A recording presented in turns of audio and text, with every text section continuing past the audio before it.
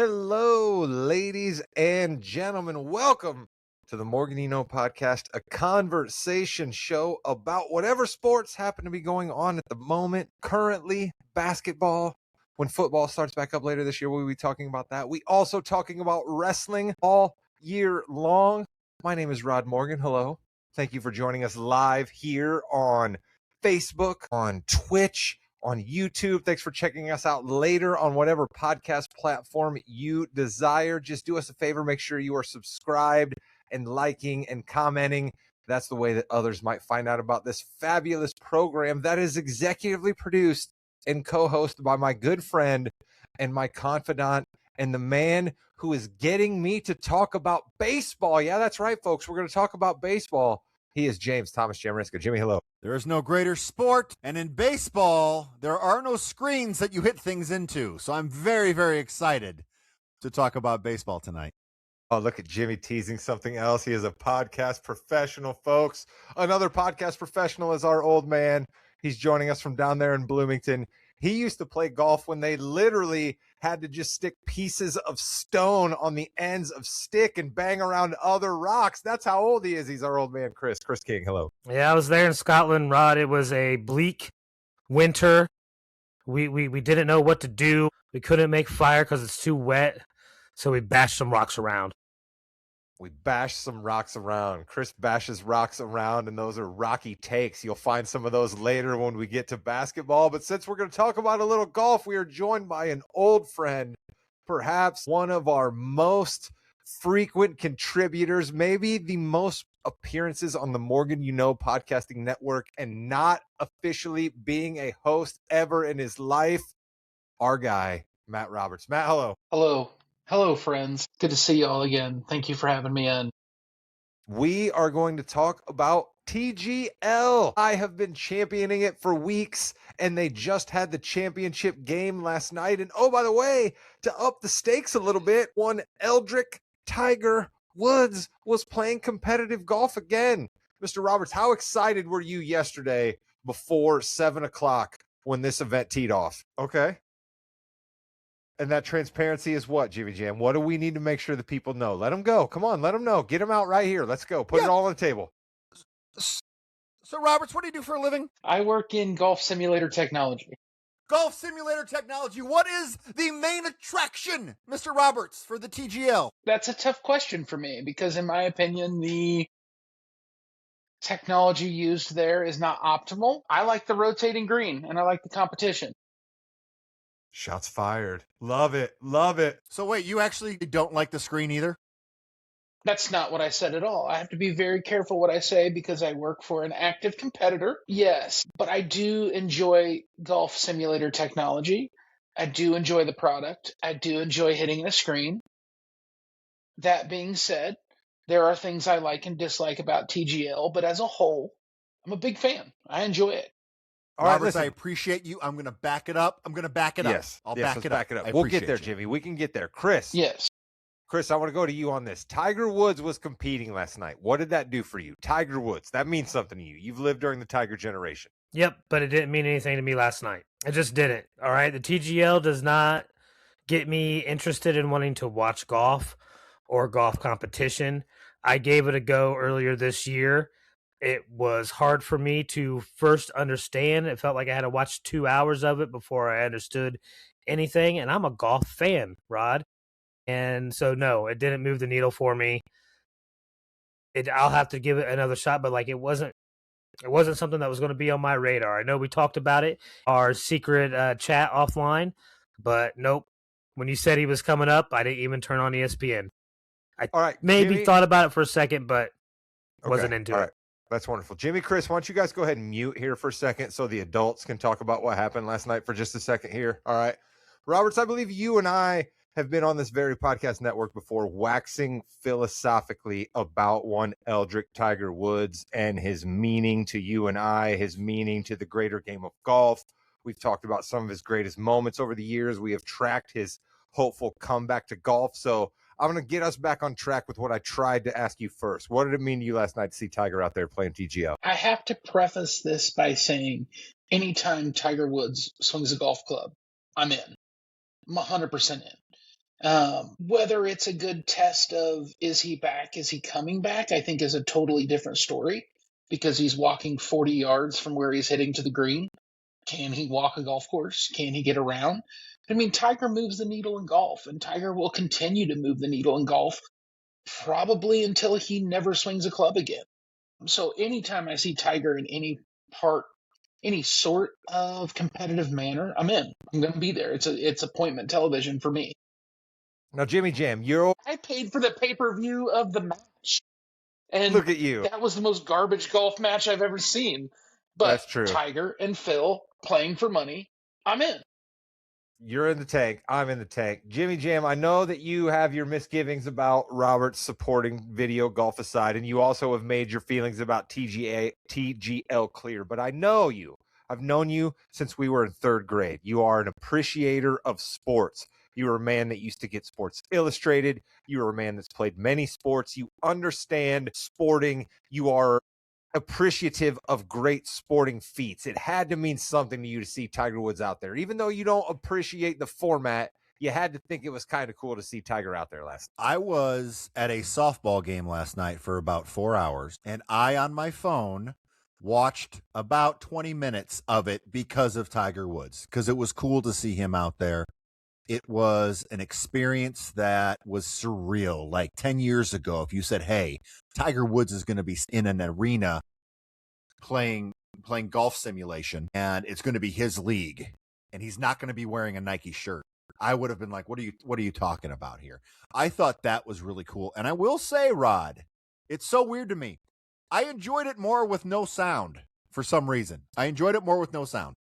That's true, Mr. Roberts. One of Jimmy's biggest qualms was the fact that the DJ is playing a different song like every 45 seconds, and it's just kind of slamming in the background the whole entire time. And I must admit, I think there could be a way that maybe they should try to drown out the sound that the folks in the arena need, because we on TV don't need Fleetwood Mac. Although I love a good pun, we don't need Fleetwood Mac playing every time Tommy Fleetwood steps up to the tee. Well, I disagree. You do need Fleetwood Mac every time Tommy Fleetwood comes up. But yeah, I agree. It's not your golf tournament that you're watching. It is a live show for these folks here. And the walk-up songs are cool. And something that they're doing with the shot clock. Yeah, every 45 seconds, a shot's getting hit. You know, you're put on the clock. So you're hearing that music back in the background. I could see where it would be distracting to the casual golf fan. But as just and I guess this is a whole different conversation we can have. I love golf. I play golf as much as any human being on the planet. I live my life around it. I work in it. TGL is completely different from professional golf. And if people would make that distinction right away, I think that alleviates some of the, I don't want to say negative chatter about it, but it's not golf. It's simulator golf. It's indoors. It's not the same. So there are going to be tweaks, and the music could be one of them that are going through. So I can see where that could be distracting. But again, I think if you look at it as not golf and just as an entertainment, as a TV show, I dig the music. I like the heartbeat at the shot clock. Like, there's just fun stuff in it. It's just, to me, it's fun. I think the shot clock is definitely a positive. I think that when it gets down to the heartbeat there, right, like I think that just ultimately ups the stakes. You know what I mean? So I think the heartbeat is definitely good. I think the other thing that I think would be beneficial to look at, and this is something that, Roberts, I know you and I have been texting back and forth, and then one Scott Van Pelt brought it up last night after the championship game was over. TGL players have been hot this year on the real PGA Tour. So, Chris, you said you're a lover of golf. You're an appreciator of golf. What if I told you that so many of the winners we've had at the beginning of the PGA Tour this year are guys that competed in TGL? So what if we looked at TGL as a bit of a spring training, a warm-up that leads us into the Masters? Because we just wrapped up TGL, and guess what's just around the corner, Chris? Okay, so that brings up an interesting thing that I was just thinking about, because Roberts mentioned this isn't golf, this is simulator golf. We can't think of it as real golf. But we have real golfers playing this. Why not mix these teams up? Have some amateurs trying to get their tour card or get into the Q school on these teams, and they get a chance. Some professionals can use it as a warm-up, and other people are using it as a springboard opportunity to get into the PGA. Put some stakes into it. That would make it more interesting to me, maybe. I like that. Jimmy Jim, let me go to you on this. I love throwing things at you that you don't know I was bringing, but you usually have a good answer here, Jim. I'm going to tie it into a current thing. We just saw professional football players take on professional flag football players, and the professional football players got beat. Would you be interested in seeing somebody join the TGL arena that maybe is more versed in simulator golf and not necessarily someone that can go out there and win at the TPC at Bay Hill? I think that's a great question. I want to talk to Roberts about this too, because I would think that, yes, you're going to have people who are professionals, if you will, in simulator golf that are going to know the tricks. I'm assuming there's got to be some tricks to where to hit it, how to hit it, how hard to hit it, how low to hit it to maximize. Would there be? I'm and all kidding aside, I'm really interested now in this, Roberts, because it's obviously what you do. We've talked about it before, but do you think that could happen? I kind of like the idea of a pros versus Joes kind of situation with some amateurs. I do not like the thought of this being a stepping stone for an amateur to get into a professional event. But then I have to step back and completely, the company that I work for has a simulator event that you can sign up for and play. And should you win, you get an invite to a DP World Tour event. So there is some stepping stone to simulator golf to professional golf. I personally don't know of anyone that I would consider a professional sim golfer. In where I work, I don't know of any tips, tricks to hit the ball better. I mean, we're picking up information on the ball flight, and if you don't hit it well, it's not going to end up well. In the TGL realm of having to actually hit bunker shots, actually having to putt, hitting pitch shots, hitting to a tiered green. Oh, that green's ridiculous. Some of those putts they had in that championship last night were ridiculous. Yeah. I like the combination of the technology and the actual application, but I don't know of any what I would call simulator pros that could use this too. Now, I'm sure there's some guys that play on our competitive tournament to get in would be quote unquote simulator pros, but a lot of times it's club pros, it's high level amateurs that have access to this equipment and can pay the fee to jump in a tour and play online.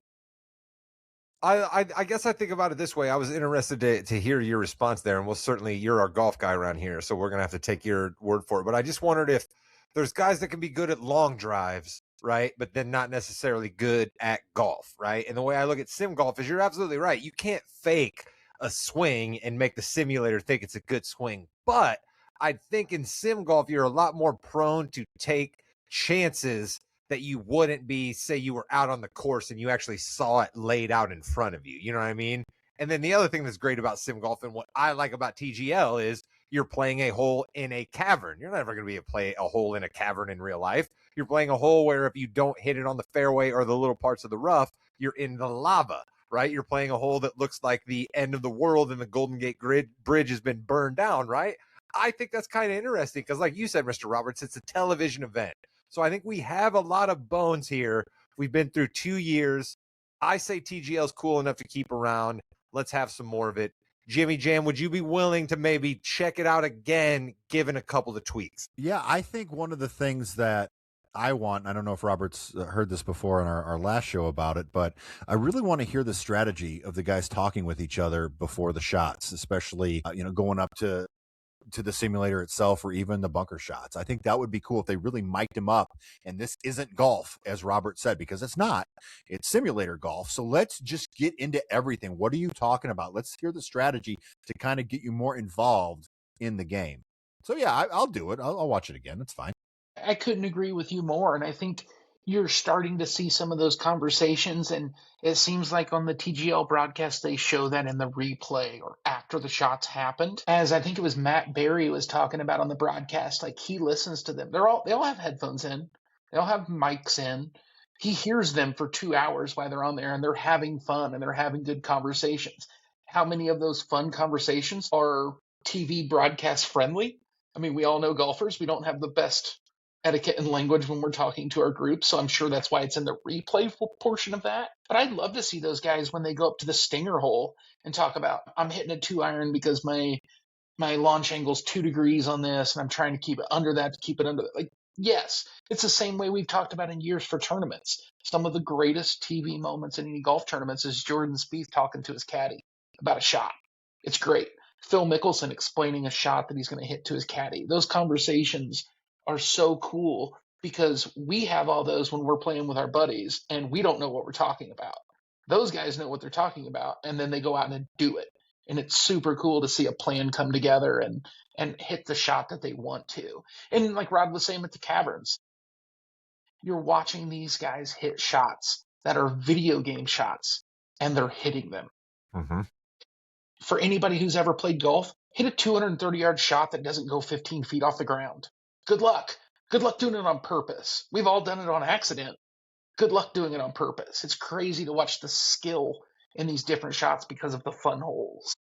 Yeah, see, that's the other thing for me, Mr. Roberts, right? Like whether they're hitting to a screen or whether they're hitting out of a made-up bunker or a rotating electric green, this is skill on display. And what TGL does is it gives you the skill quicker, right? These guys are hitting absolute darts, okay? When they're stepping up and hitting out of the fairway at that middle box towards the screen after a drive, do you know how hard it is to hit a 3-wood 230 yards and have it just dance up on a green 7 to 8 feet away? It's really hard, okay? And these guys are stepping up and doing it within 45 seconds. I appreciate skill.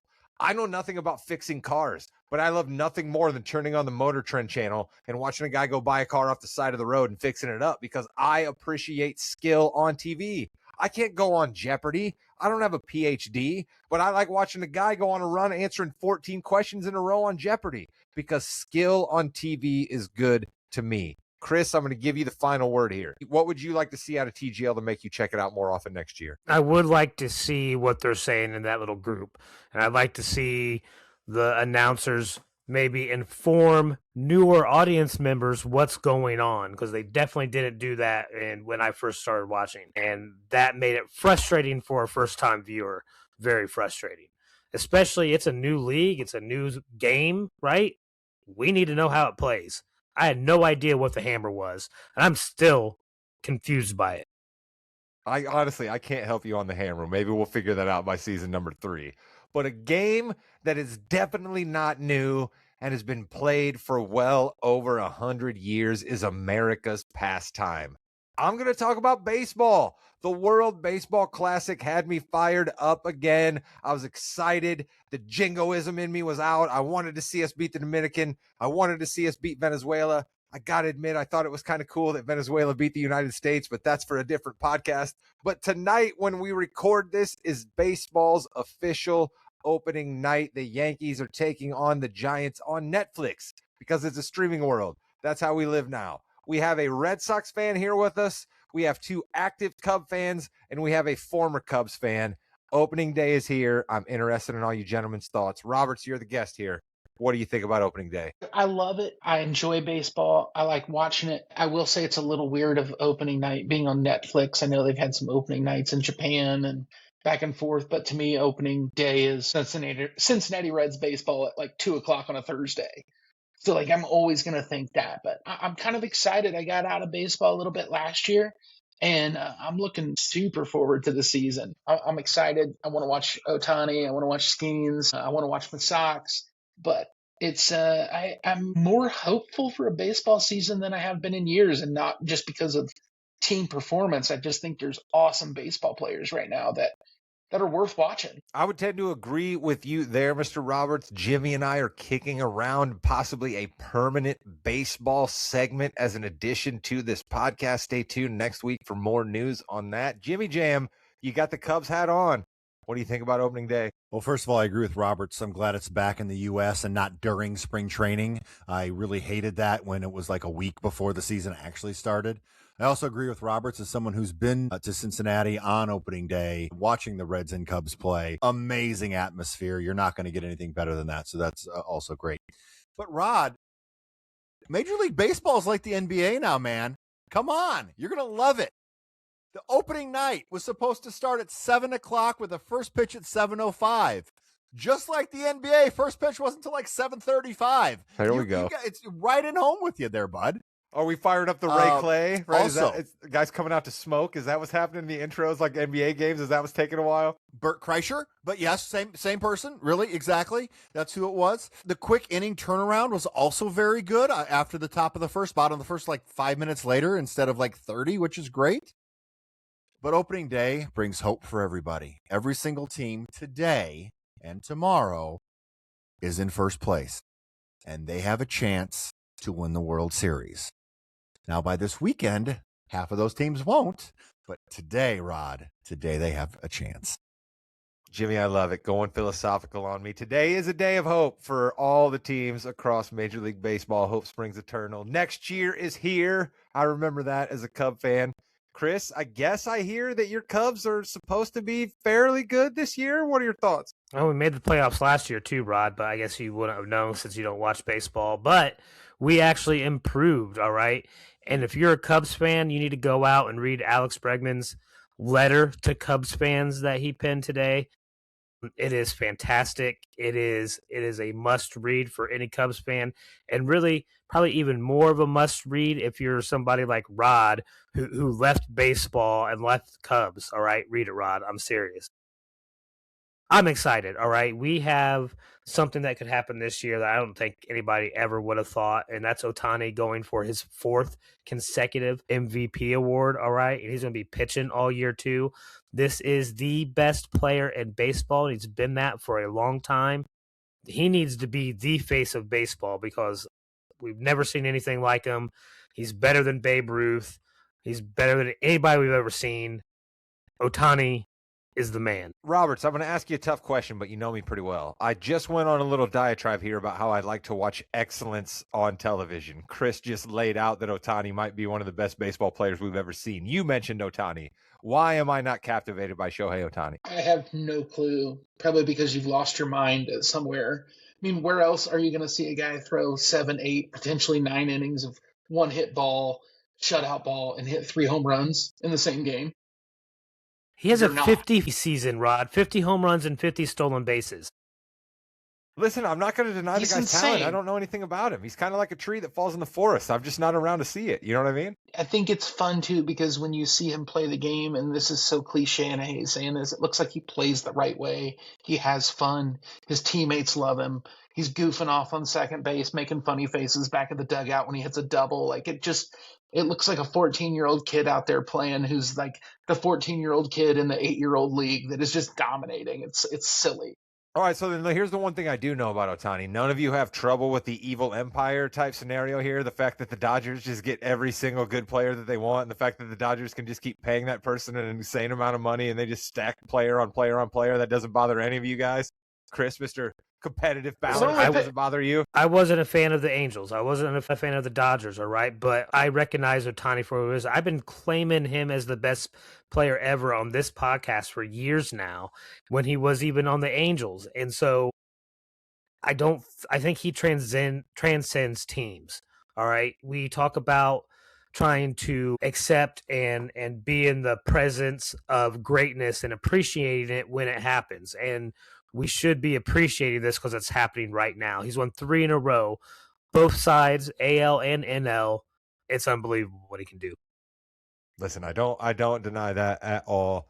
Jimmy Jam, what do you want to close with about baseball here as we move on to the round ball that is getting closer to the playoffs? I just want to say that I'm excited for how quick the game is going. I'm excited for the new strike zone because something big is going to happen with that. As far as the ABS, like an obvious ball will be called a strike by ABS, and we're going to see what happens there. There's so many different stories going on, and there's so many young talent that are being called up to the major leagues. It's going to be really cool this year, I think, just to see all the variety that we have.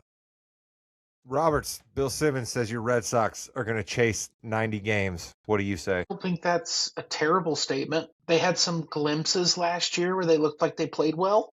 So I'm hopeful. I think we can sneak into the playoffs, scare a little bit of the East. I think that would be a successful season.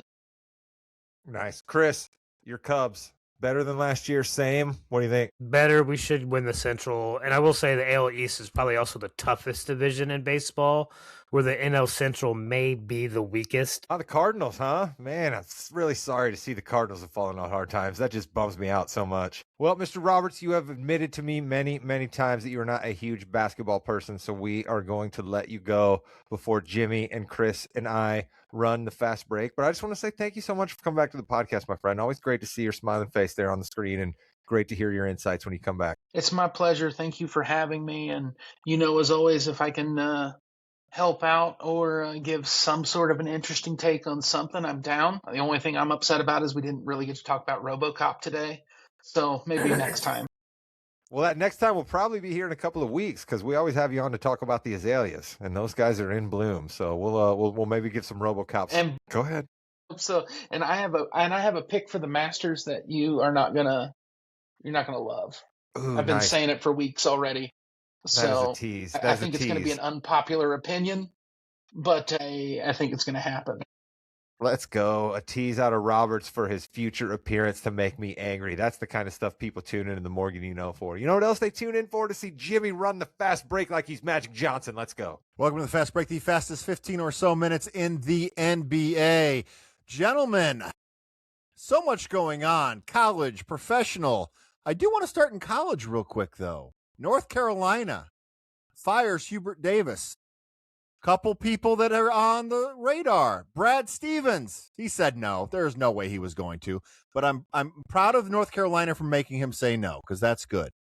But someone else I want to talk about that's going to lead into, of course, one of Rod's rants here coming up soon. But Billy Donovan for the Chicago Bulls has been heavily rumored that he might make the leap. If you're Billy Donovan, Rod, do you stay with the Bulls? You've been there for so long, and there might be some light coming soon? Or do you go to North Carolina and try to revamp that organization? Jimmy, how dare you look into the camera and tell these wonderful people that listen to us on the Morgan You Know podcast that the Bulls might have some light at the end of the tunnel. You've been around for enough of the Jerry Reinsdorf project since Michael Jordan left town. You understand what the Chicago Bulls do, that they don't pay the luxury tax, that they don't make trades that are smart, that they don't necessarily draft the guy that ends up being a good basketball player. So there's no hope at the end of the tunnel for the Chicago Bulls. The question that one Billy Donovan has to ask himself, do I want to continue making a lot of money to essentially not have to do anything? Sure, I have to do some media availability before a game, and I have to juggle with some substitutions. Can this guy who can't really play, should I put him in for this other guy who can't really play? Or should I put him in for this other guy who can't really play? Sure, he has to make those decisions during 48 minutes of a basketball game. Then he has to go into a press conference afterwards and explain to some reporters that don't really care if the Bulls win or lose. And they know the fan base doesn't really care if the fans win or lose. And he just keeps paying more money to do that. The Bulls just keep giving him new contract extensions to continue to lose. So does he like that? Where he gets to live in the same city as Chicago, stayed up in high-class hotels and first-class travel to not win? Or does he want to go stay in high-class hotels and first-class travel to have the fan base bitch at you every time you lose a game on Wednesday night versus the conference rival, and then you have to get up early the next day to talk to your number 2 and 3 shooting guard because they might leave and transfer to the school next year? If I'm Billy Donovan, I'm staying in the NBA to get a lot of money to do nothing. So, Rob, what were your thoughts on that, really? You forgot about the great trade the Bulls didn't take when New Orleans offered them their first-round unprotected pick this year for the 12th pick last year. But, of course, the Bulls had to take Noah Esenge, who... He's done a lot. Chris, what do you think? Should Billy Donovan go to UNC or stay with Chicago? He's probably going to make more money staying with Chicago, but he has had more success coaching in college than the NBA. And you're going to have resources, and you don't have to worry about some owner or GM overriding who you want to draft or recruit, right? So he'll be able to build the team he wants every single year. Yeah, you might have to convince a guard or a center to stay, but you can also go out and get whoever you want as well. So I don't know. You have to That'd be worry a tough about Big call. Smooth, Sam Perkins getting baked and going on local Charlotte radio and calling you out for being a terrible coach because of your rotations. That's what you have to worry about if you're North Carolina's coach. Nobody gives a crap what Donovan does at Chicago. Yeah, I kind of go along with what Rod was saying. Being in the NBA, you're in luxury all the time, and you don't have to worry about kids coming up to you saying, I want another $1 million, or I'm leaving that next fall, or I'm leaving in 2 months, or whatever it is. So I really would stay if I were him. He's got a good gig. The check's clear. But speaking of the Bulls, Rod, we got to talk about some Rod Damnation of the week. Jimmy, we took a week off last week from celebrating tankers. I decided to give Chris a little break on making his head explode. But this week we have to combine Rod Damnation with the tanking conversation because we have a couple of teams that absolutely forgot what we are doing here. The Chicago Bulls and the Indiana Pacers. What on earth are you doing? The easiest games in the world for tanking teams to kick are ones they play against playoff contenders. The Bulls have no reason, I repeat, no reason whatsoever to beat the Houston Rockets on a random night.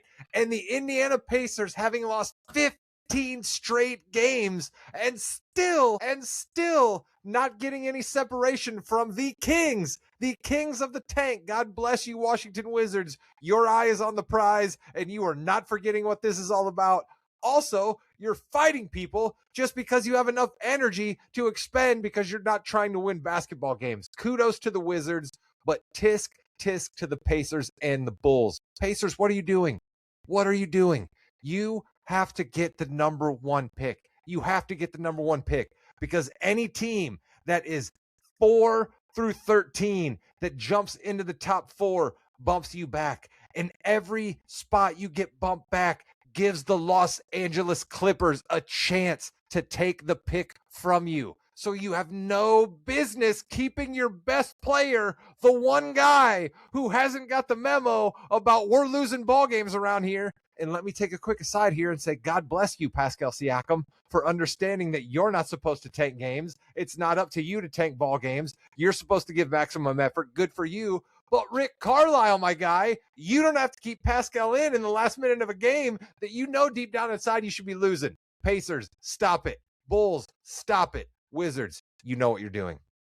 Jimmy, I see. I can't understand how the Pacers are 1-9 in their last 10 and haven't gained any ground. They're tied with the Wizards because the Wizards know what to do. The Wizards have been here so many times and they know what can happen. So they're going to do the best they can to get the best chances. Chris, I know you hate this and I appreciate you for sitting here and not swearing on camera. I do appreciate that so much, but it is so important. I mean, really the top 6 or 7 guys are really, really good this year. And the Pacers got to get one of those 4, Chris. They have to. Feel like it's just I don't know. I'm not going to get into this argument. You guys know exactly how I feel. I really feel disgusted by this conversation and how much joy you guys are taking in watching your teams lose. So, no, I'm not going to keep. Wait a minute. Don't lump Jimmy into that. Horse. Don't lump Jimmy into that. Jimmy's not saying what I'm saying. I'm saying if you want to twist my words and say I'm enjoying the fact that the Pacers are losing, that's fine. Even though you know that's not what I'm saying. It makes for a good podcast bit. But don't lump Jimmy into this. This is my point, not his. Yeah, I just at some point though you need to do what's best for your team, and I really hope they do. And you know what? Maybe Chris is right, and maybe karma will come back, and the Pacers will land the 5th pick, and that pick will go to the Clippers, and they're going to take Darius Acuff, and he's going to be the greatest guard in the history of the NBA. As by the way, thank you everyone for commenting on our Facebook and our TikTok. A lot of really good points about height, about scoring potential, Rod. I really enjoyed it, actually.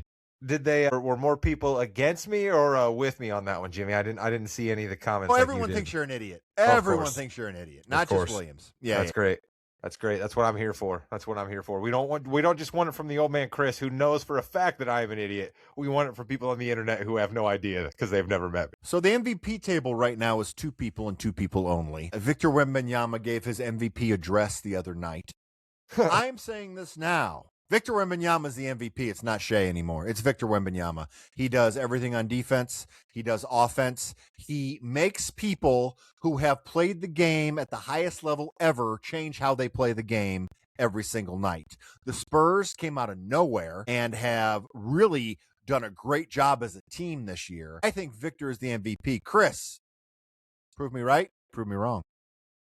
Listen, he is doing something that we haven't seen been done, because it's a type of player that we haven't seen with his God-given build, right? And his natural abilities with the work ethic that he has, right? He is phenomenal. But even he said it himself, right? We know what he is on defense. Defensive player of the year, absolutely. But he said it himself. Offense isn't just about scoring points. And he says that because other players score a heck of a lot more points than he does. But if you look at offense created, he creates 32 points per game, where guys like Cunningham, 49.9, Shea, 49.1, Luka, 54, the Joker, 55 points per game, all right? Those guys create offense, and a whole lot more offense. And Victor's 7-4, and he doesn't lead the league in rebounding. You know who does? Joker. And you know who's been on an absolute MVP tear, averaging almost 40 points a game lately? That's Luka and the Lakers. So Chris wants more people at the table, Rod. I still say it's just two. With Luka, I think he's third. That's fine. No problem.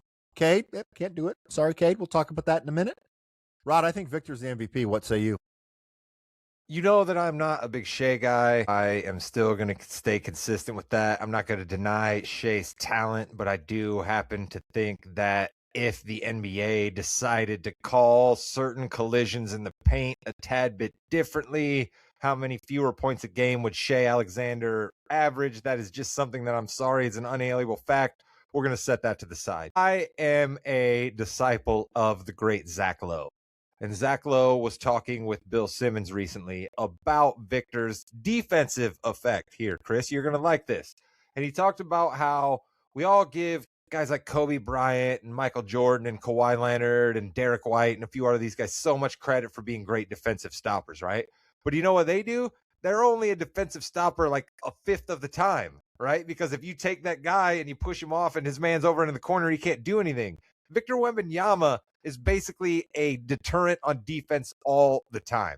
He stands in the paint and you think about him being there. He stands in the paint and you think about being able to make a skip pass over the top. He starts to close out on you and you think, I might not be able to get this jump shot up. And these guys have been getting jump shots up over 7-footers, and even guys a little taller than 7-footers their whole entire career. But Victor Wembanyama makes them think twice. So his effect on the defensive end of the court ultimately makes me nudge him above Shea, but I will admit my Shea bias here. I that's weird. I thought we were going to have a lot more interaction on that one. Apparently I'm right. I like that a lot. I think Shea's going to win, but I think he's going to win, but I think Victor really should be. I mean, we're just kind of giving it to him now, which, well, I don't know. Here's the problem Go with ahead. Victor and the Joker, right? They can't miss games. All right. Luka's dangerous. Well, no, Luka, well, he's kind of close. And at least Shea has 5 to play with, right? So it's really tough. And now Cade is probably not going to reach the 65 game threshold either.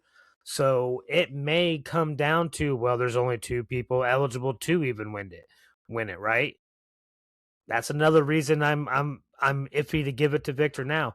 I would love to see Victor get more blocks and steals. He should be. He's only getting 4 per game. I know that's a lot, and that's phenomenal. I love that stat. That's why I want to give him Defensive Player of the Year, hands down. That's not that much more than Luka. Luka gets 2.2 stocks per game. I would think there would be a bigger gap for that. Yeah, I think there's a lot of stats that aren't in there too. You know, it's just the feel of the game, the flow of the game, things like that you're not going to see. I think that was a good conversation. I do want to talk a little bit about this Cade Cunningham thing as well, because the NBA PA sent out a couple letters this week. One was about Cade Cunningham saying it's ridiculous that he's not eligible for any of these awards because he only has he's not going to get to 65 games. To that, I say it's the rule, and we can't really change it for anybody right now. So I think there's that in that bucket. But also it's interesting that it's 58 games is the cutoff for scoring title, league leaders, rebounding, all that. So shouldn't we kind of put those together? Or, Rod, do you think it just should be a minutes thing moving forward? Because this year cannot change. I'm sorry. That's ridiculous if they want to change it this year.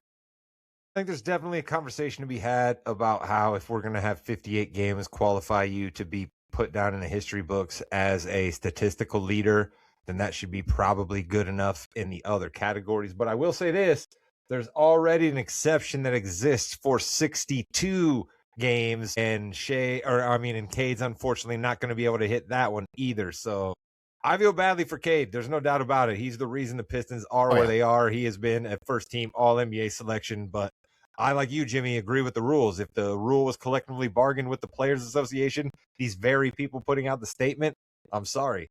I was more interested in the second statement the NBPA put out, Jimmy, but we'll get to that after Chris's thoughts. I'm curious as to how far away, like did the players start at 58 and be like, no, we can get that, and then the ownership start at like what, 70, and they met in the middle at 65? That's where I'm kind of confused. I thought it was a weird percentage of total things. I think you pick it at like maybe you got to play 75% of the year. I think that would put it closer to about 61 games, right? I think that would be a little bit more fair. And I do think no matter what, it shouldn't be different for your name to get in the record books as a scoring title versus making first team All-NBA or getting the MVP. It needs to be the same measurement as far as games played. There was a big problem with load management, and they tried to fix it, and they did a really good job with that. That's the sneaky secret here, Jimmy. Everything into consideration. The rule's working. That's the sneaky secret. We're mad about this, but the rule's working. That's it.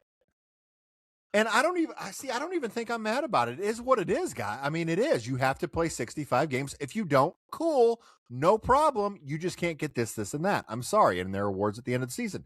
Now, the good thing with Cunningham is he made third team last year, so he's already good. That Supermax is good for that. So I'm not really mad at this. I just think we need to continue to revise it and see what happens moving forward. But yeah, I think it's probably a minutes played more than a games played type situation, because even if this load management was so bad, and even now, when teams come to Indiana, they ain't going to play people unless the Pacers are good. Talk to our friend right? Dax. He knows it firsthand.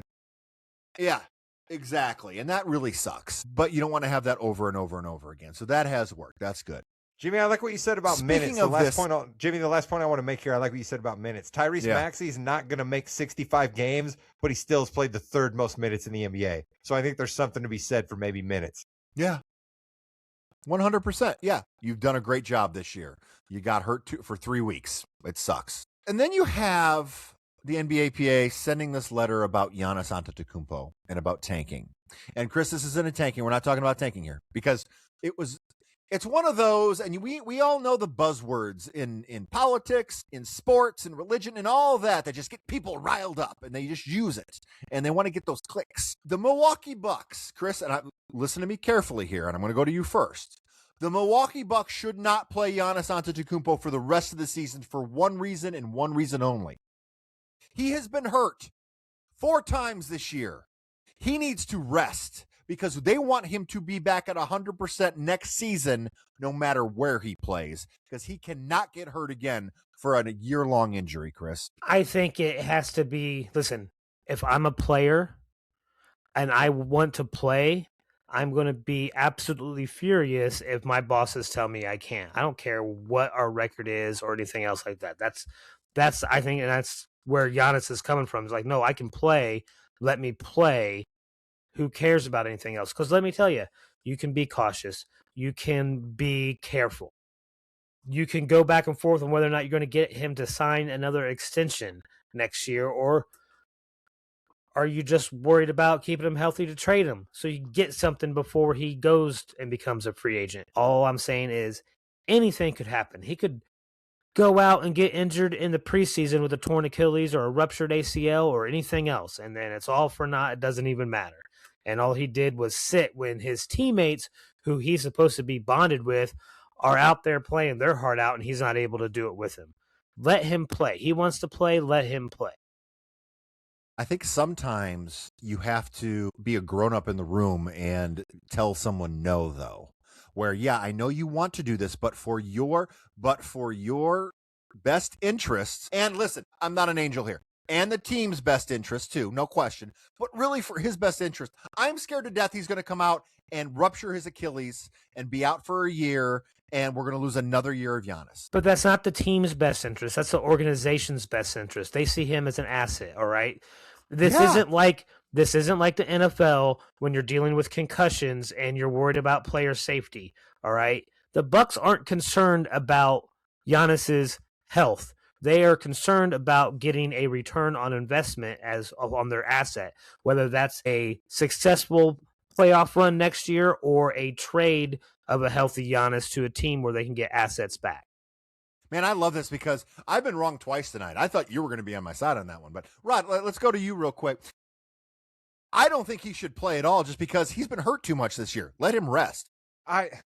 That to me is irrelevant. I think we're missing the point here. Giannis doesn't get to have it both ways, all right? I'm sorry. You don't get to be part owner in Kalshi, and you don't get to do all of these passive-aggressive BS interviews and say you want the Bucks to trade you. No, I don't really want the Bucks to trade me. Some days I want to eat oatmeal, and then other days I want to eat cereal. Maybe some days I want to live in this house, and then other days I want to live in this different house. No, you don't get to do all of that and then get to cry foul when then the Bucks don't play you. I'm sorry. You don't get to have it both ways. You don't get to dictate to the Bucks what they can and can't do vis-a-vis your playing time. And then when you want to play and they decide to say, no, you can't play, then you go run to the NBA Players Association. Which is it, Giannis?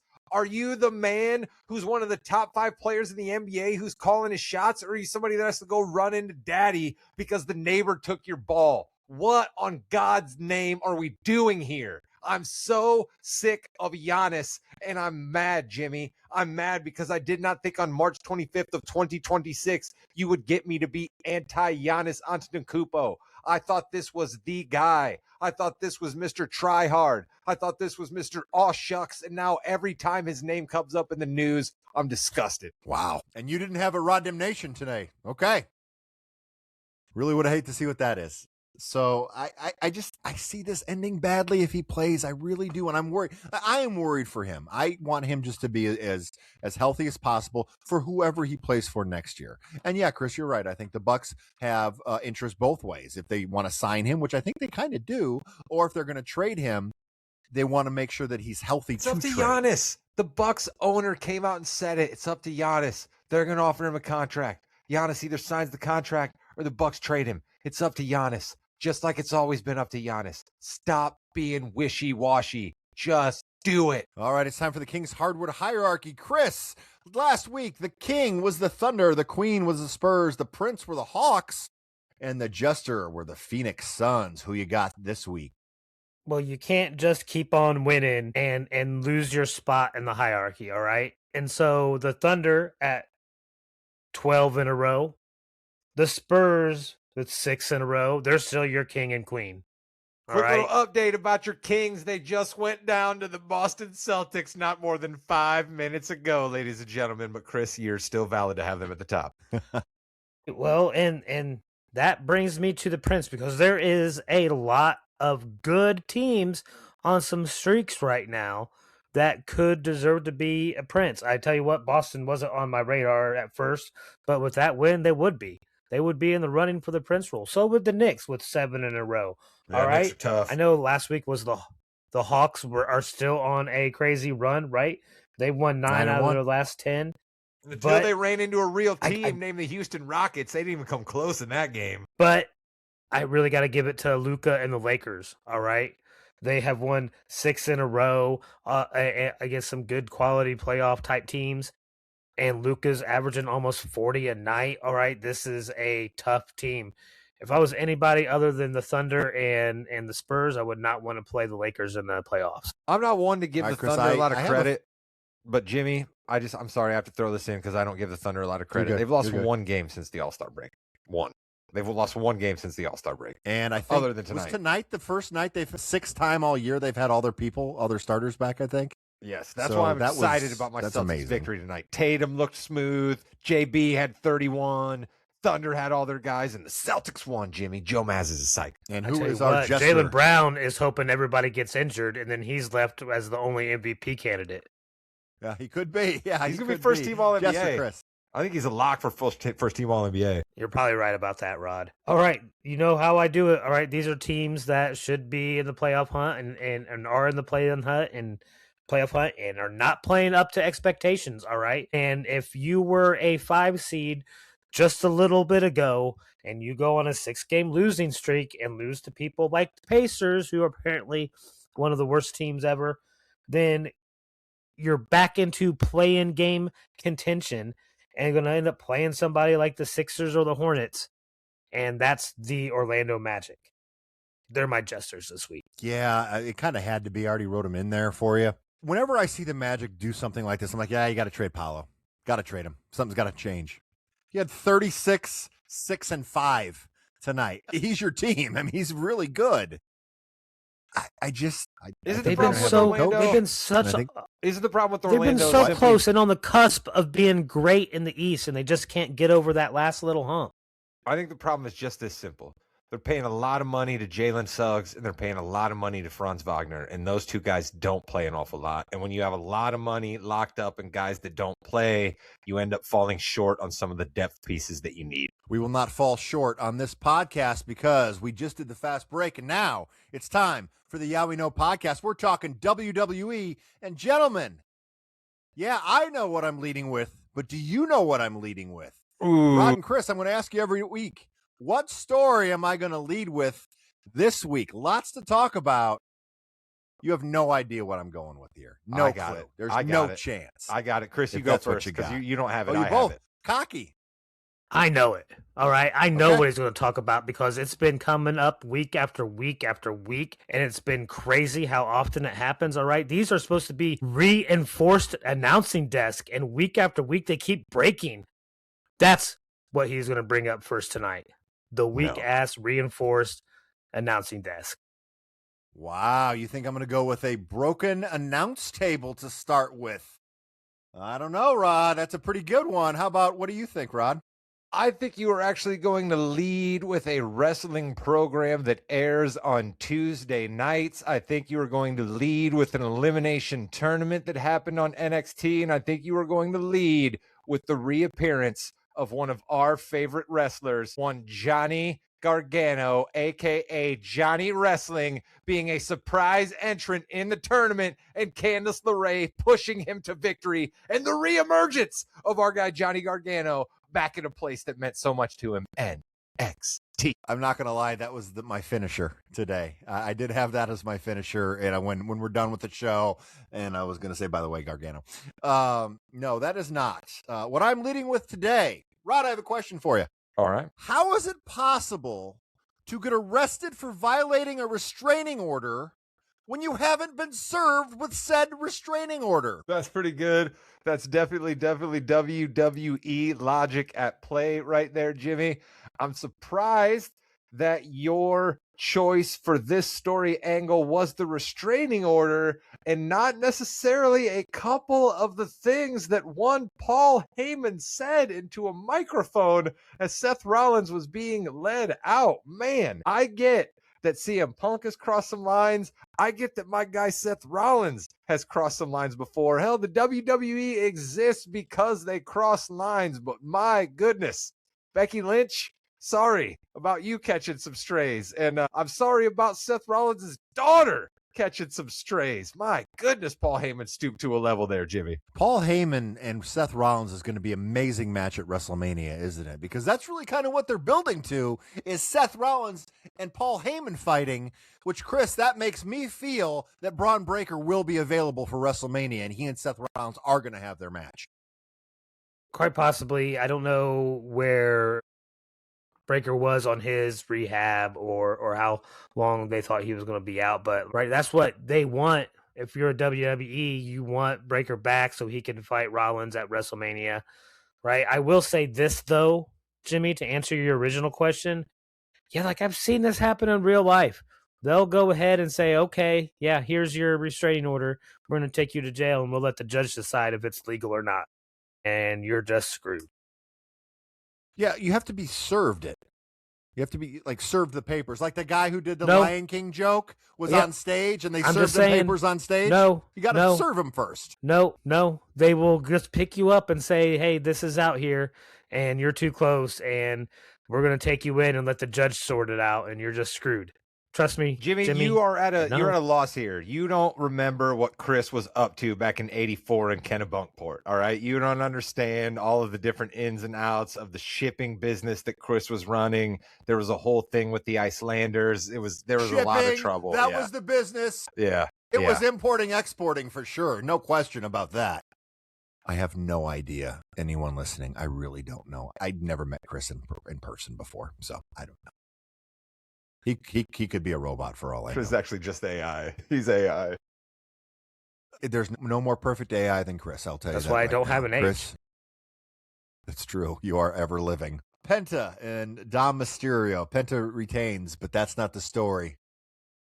The demon is back. Finn Balor, the demon. We got the vignette. We got the little glimpse. WrestleMania is going to be awesome, Rod. Demon Finn Balor, Dom Mysterio. They're going to have a banger of a match, and Demon's going to win. I'd love to see that. I think Finn Balor needs a win. I think Finn Balor needs some momentum. I think he's a heck of a wrestler. I think as much guff as I give Dom Mysterio on this podcast, he is a heck of a wrestler. So you are right there when you say that they will give us a tremendous match. I think we will have to wait to see where it falls on the card. You know as well as I do that can really spell your fate at WrestleMania. Are you coming after a match that everybody's on high and then they're leaving and getting some popcorn, or are they a little worn out because the match, you know what I mean? It's going to really depend on where they put him and Dom. But I think that's going to make for a heck of a match. But what I wonder about, Jimmy, is that's great for Dom, who is the AAA Mega Campeon. And that's great for Finn Balor, who has 0 belts. But what does it do for the Intercontinental Champion, Jimmy? Yeah, I want to see him face Dragunov at WrestleMania. Maybe even put Carmelo Hayes in a 3-way and just say, go do 20 minutes and it'll be the greatest match of all time. Yeah, I'm not sure. We did get the win, which is good. I do like the roll-up pin. He did overcome some adversity. Let's get him in a good program too, though. Crazy Pyro figure too. Out where he's going. Chris, let me ask you, Yeah. you're a newbie here. When was the last time you saw somebody have as much pyro as Penta had for Monday night, right? Like, I mean, they put like a spinning pinwheel of pyro in the ring. They didn't even have enough pyro to fire out of the ring or up in the top. They had to add more to the middle of the ring. I mean, not since Undertaker caught fire, maybe. So, right? Go Penta. Yeah, yes. Are we going to get to the... Okay, I'm over the CM Punk Roman Reigns thing. Chris, I know you talked about the table and everything like that. I'm over it. I think it's old. Can we just get to WrestleMania already, please, Chris? This is garbage. This is garbage out of you. You want to come on this podcast and talk about how great CM Punk is when he's trashing Roman Reigns, but the week that the big dog comes out, lays him down with the spear, kicks him out of the ring and throws him through a table and then punches him in the face, that's the week you don't want to talk about it, Jimmy? How convenient for you. You're such a Phil apologist. Phil fan, thank you very much. Chris? Yeah, I mean, as long as I see Phil lose that belt at WrestleMania and it gets him out of the championship talk, then I'm all for it, and I'll deal with Roman and what this new bloodline is going to look like, because we've seen this before. So we'll see. I'm just waiting for Phil to lose. I think Roman gets the belt back. I mean, that's the way that you think, Jimmy, about this match is kind of how I feel about the Cody match, right? I'm not excited about it. I'm just waiting for it to get over. Like I've seen this before. I don't want to see it again. See, now wait a minute, Chris. I'm going to push back. Chris, I'm going to push back. This is not the same bloodline here, Chris. All right. What happened on Monday night is all the example you need. Okay. The bloodline before, Roman had 0 respect for anybody else in the bloodline. He had almost 0 respect for the members of his family. They were just people that were there to help Roman achieve his greatness. Okay. But on Monday night, who's the one that convinced Roman to go back in the ring and lay Punk down? Who's the one that told Roman, you know what to do? You have to do it. Go in there, put him down, Oos. And Roman turned around and put him down, okay? The previous iteration of the bloodline that you're talking about, Chris, that never would have happened. Roman wouldn't have listened to somebody. He would have been more likely to get out of the ring and slap Jay for telling him what to do than he would have been turning around and actually laying down CM Punk. So I think we're growing a new bloodline, Chris. So I'll agree with you that it's a bloodline, but I'll push back and say it's not the same thing we've seen before. And then it's not going to work because we saw Roman tell Jimmy to get his brother and himself out of the ring and leave, and that didn't happen either. So there's going to be No, he grief thought better of behind it in the moment. He thought better of it in the moment. He did that at first, and then he realized, nope, I should actually have my cousins be here and follow their advice. Obafemi punked Brock Lesnar again. Now I'm officially worried, Rod. Are they going to have Lesnar go over on Femi I wouldn't be to surprised set if it up another happens. match at like SummerSlam or something? I would not be surprised if it happens. I'm not going to predict that right now. I think Oba's going over. I think that we're really trying to put a rocket ship on old boy here coming out of WrestleMania. But the WWE is still the WWE, right? So I think there's definitely a world where Brock wins this. I think if Braun doesn't come back, if Bronson's still out, if Logan and Austin Theory continue to get no heat, we're going to need something out of Paul Heyman. And what's better to do than have him be attached to Brock Lesnar coming out of a big win on WrestleMania? Yeah, I guess, Chris. So one of our listeners, and thank you very much for putting this, I think, on TikTok, where we said that Brock Lesnar really doesn't do this for a lot of people. And he said, well, they did it for Drew McIntyre. I said, valid point. In the Royal Rumble, McIntyre kicked him out in 2020. But then everything after that happened in front of no people. So I don't think it has the same effect as it does now with Oba and Lesnar. But I really think, Chris, that this might be leading to Lesnar winning. I'm disagreeing. I think this is going to be an Obi squash match, and it's going to shock everybody.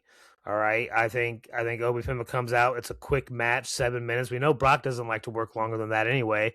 So it's going to be a squash match, and it's going to shock everybody. And Obi's going to be over more than anything we've ever seen in a while. That's the story. I would love to see that happen. And maybe see him go after a heel champion of some sort, which is Randy Orton a heel, I guess is the question, because he is a very, very bad person, Rod, but you bought his merch. You're part of the problem. People are cheering Orton. He brought out the chair. He talked about what he did. And then our boy Cardona. What is he doing? Matt Cardona is one of the biggest wrestling fans, let alone very accomplished professional wrestler, right? He is a big wrestling fan. He knows what happens when you come out and you talk to someone who's kind of on the edge. You know you're going to get killed. Why do you do that, Rod? Also, that aside, Jimmy, tell me the last time that somebody received a hug in a WWE ring and then didn't get backstabbed immediately after it, right? Like, when was the last time a legit hug went down at a WWE ring? It had to have been a little while ago, right? So forget all of Randy's past aside. You're not ever going to get away with a legit hug at a WWE ring. It just doesn't happen. And my thoughts on Randy Orton are this and this alone. I think they wanted Randy to be the bad guy. I think Randy would like to be bad guy, but I think the problem here is folks don't want Cody Rhodes to be the good guy.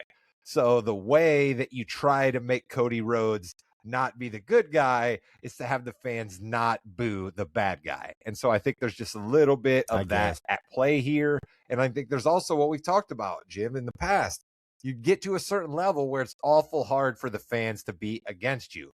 I was worried that fans wouldn't be against either Roman or Punk. They've managed to flip that, and they're certainly a side for CM Punk, and they're certainly a side for Roman.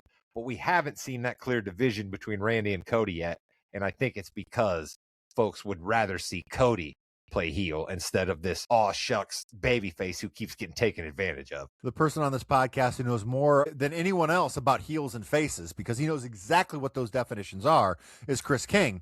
And Chris, do you think Randy Orton should be cheered or should he be booed? I am cheering Randy Orton because I want to see him. Because he's a heel.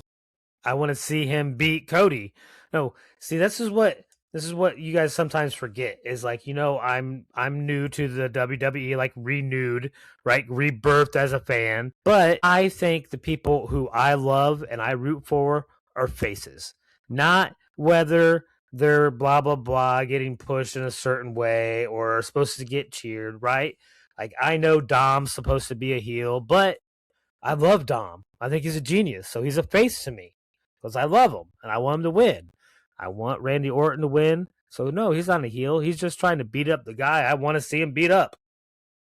Rod, we are on episode 589 of the Morgan, Balls and Brew, and yeah, we know 589. Of those five, like legitimately, that is this issue. That is this number. Of those 589, Chris King has been on a good $175, maybe 200. Yeah. But he's still new, Chris. He's still new, Rod. Still new.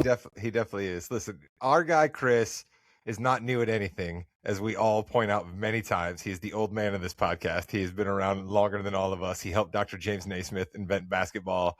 Earlier today, he admitted to us that he helped invent the game of golf in Scotland. We heard about his time running from a restraining order in Kennebunkport earlier, so we all know how old he is, all right?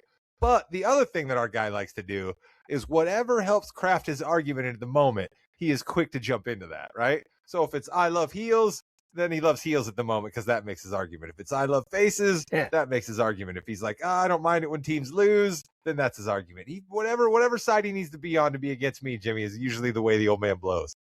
I know what Jimmy's doing. He's trying to set me up for some Drew talk, right? Because obviously Drew's going crazy. But like, yeah, right. I'd be mad at Jacob Fatu as well. I never liked him. He was part of the bloodline, then part of Solo Sikoa's crew. He's great in the ring, but I'm not a fan of his. I don't want to see him win. And he cost Drew his belt as far as I'm concerned. So whatever he gets is coming to him. Rod, I love that Chris and I just had an argument and I didn't say a word. Chris just yelled at me just for no reason. So we don't have any. Okay, we're going to move on. Kit Wilson, toxic. I love it. And The Miz and Jelly Roll. Rod, are we going to get a Kit Wilson, Miz versus Jelly Roll and Danhausen match at WrestleMania? Will that be Danhausen's official WWE debut? Well, it depends on how many human dollars they are offering up to Danhausen, whether or not he will take the ring for that match. It will depend on how many human dollars are up for Danhausen, because as Danhausen has exclaimed, the reason that he came to this universe from whatever multiverse he is from to participate in professional wrestling is because that's where you make all of the human monies. Danhausen has no understanding of other sports, doesn't know anything about them, but Danhausen enjoys the human monies, and wrestling is a way that you can make lots of the human monies. So that's why he is here. Jelly Roll makes lots of human monies performing with Post Malone and tours nationwide. I don't know why he needs wrestling, but I'll tell you this, the guy seems dedicated to it. His match with Randy Orton at SummerSlam was fairly good. I was impressed at some of what he did. I heard an interview with Jacob Fatu recently talking about how Jelly Roll was down cleaning up the mat after his training at the Performance Center. Like, that's true. I love wrestling stuff right there, man. He wipes his boots when he gets in the ring. Like, the guy seems to get it. Well, and I think this will be the feel good moment. You know, he took the L last time, but Danhausen and Jelly Roll, I think that would be great. And you know, good job, Miz. Been around forever, getting in a WrestleMania match. Kit Wilson doing your gimmick. I love it. I'm very happy for both of them. Aren't we going to see a Danhausen I Show Speed match? I thought that was the whole thing. He cursed I Show Speed. I heard rumors of some race afterwards where now Danhausen has the YouTube password for I Show Speed or something. I thought that's where great. They were going to go with Danhausen. Danhausen. He beat I Show Speed. He beat I Show Speed bad. He beat I Show Speed bad. I mean, like, it wasn't even close. He got to the finish line, turned around, and it was like, what took you so long? It was, I mean, Danhausen's amazing. Woo. And we have two more things before we get out of here. Danhausen might be the reason that we have Johnny Gargano back. He did not curse him. He cured him because the 20 human dollars he stole from Candice LeRae. I take umbrage to your use of the word stole, Jimmy. He simply asked Candice LeRae for 20 human dollars, and she decided to hand it over. That is not stealing, all right? And Danhausen... And he delivered a service. He delivered a service. He did. And Danhausen, bless you, Jimmy and I have been trying to lead the charge. Jimmy, even more than me, have been trying to lead the charge for Johnny Wrestling, Johnny Gargano to be something. And God bless Danhausen for coming out of a coffin and figuring out how to do it. And shout out to R-Truth. Ron Killings. It's R-Truth. And Damien, calm down. And Damian Priest are your new tag team champions. Why? Who the hell knows? Because sometimes the universe gives you things that are nice. And with that, you've been listening to the Yeah We Know podcast and the Morgan You Know podcast overall. I need to get this down. I'm sorry. It's still a new gimmick. You know what I mean? And with that, you've been listening to the no, say I did it again. The Morgan podcast. Rod, Chris, thanks a lot. Chris, help me. Like, comment, and subscribe. Goodbye, Internet. I think next week we should be talking about how LA Knight, Gunther, and many other seemingly top of the level WWE superstars have nothing to do going into WrestleMania. We talked forever about how we birthed Gunther and now he's gone. What they do to the general, Jimmy? Right? When you beat John Cena, you can't do anything else after that. And AJ. Shout out to Who's he going to retire next? I guess that's his gimmick, right? Get somebody to retire. Wants to be hurt. He doesn't want to retire. LA Knight's Bursa sack, though, that should retire. That was nasty on that elbow.